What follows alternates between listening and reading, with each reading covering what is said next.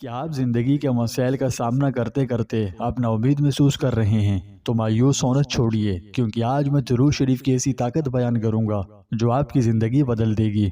یہ بہت اہم ویڈیو ہے، اس لیے آخر تک ضرور دیکھیں۔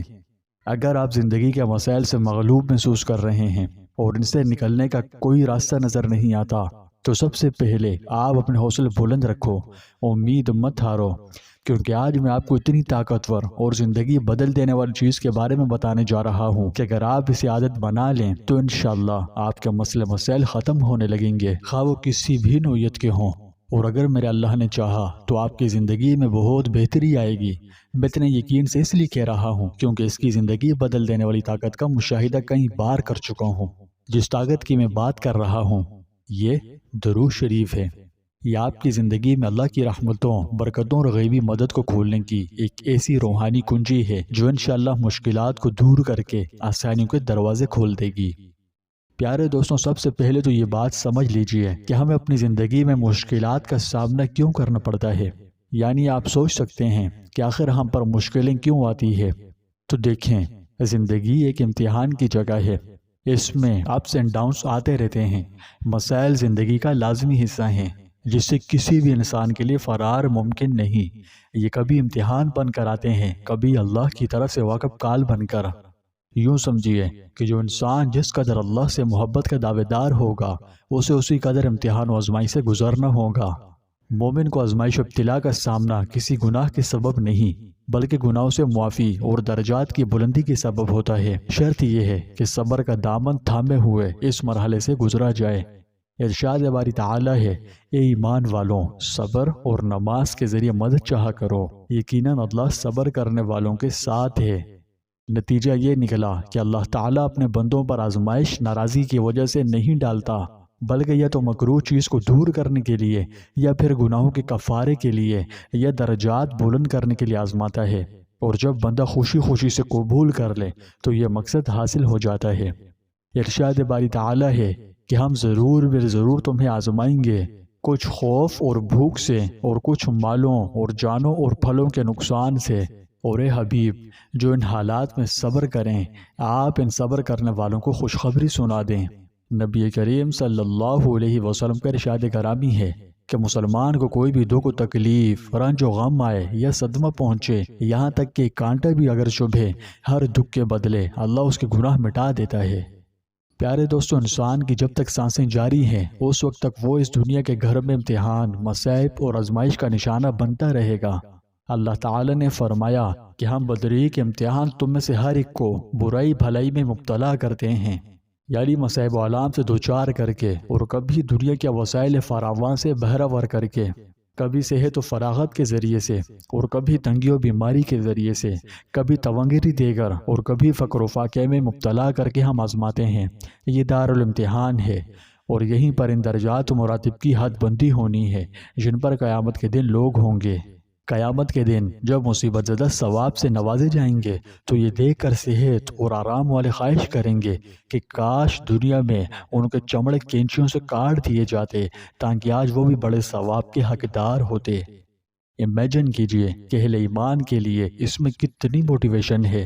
ہمارے ایمان ہے کہ ہمیں موت کے بعد دوبارہ زندگی ملے گی۔ جو آگے آنے والی زندگی کے لیے ایسے کام کر گیا جو اللہ کو راضی کر جائیں تو خدا کی قسم وہ کامیاب ہو گیا۔ اس کی ابدی زندگی عیش و عشرت اور مزے سے گزرے گی۔ وہاں نہ کوئی دکھ درد ہوگا، نہ کوئی مشکل پریشانی، نہ کسی نعمت کے چھن جانے کا خوف ہوگا، اور بیماری نام کی نہیں ہوگی۔ الغرض وہ ہمیشہ ہمیشہ والی زندگی ہوگی جہاں کبھی موت نہ ہوگی بلکہ موت کو بھی موت آ چکی ہوگی۔ اس لیے اگر آپ چاہتے ہیں کہ ابدی زندگی عیش و عشرت سے گزرے تو دنیاوی مسائل پر صبر کیجئے، مایوس نہ ہو۔ مایوسی ایک مومن کے شیان ہی نہیں، اور اللہ کی طرف رجوع کریں، اس سے خوب مانگیں، دعائیں کریں، رحمت و بخشش کا سوال کریں، اس کے احکامات کو ماننے میں سستی مت دکھائیں، اور نبی آخر الزمان صلی اللہ علیہ وسلم پر خوب درود و سلام کے نذرانے بھیجیں، کیونکہ یہ بہت مبارک عمل ہے۔ اللہ قرآن میں فرماتا ہے کہ بے شک اللہ اور اس کے فرشتے نبی پر درود بھیجتے ہیں۔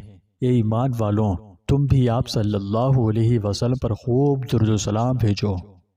آپ ذرا غور کریں کہ اگر اللہ خود نبی کریم صلی اللہ علیہ وسلم پر درود بھیجتا ہے تو سوچئے کہ یہ عمل کس قدر طاقتور ہوگا اور اس کی کیا ہی شان ہوگی۔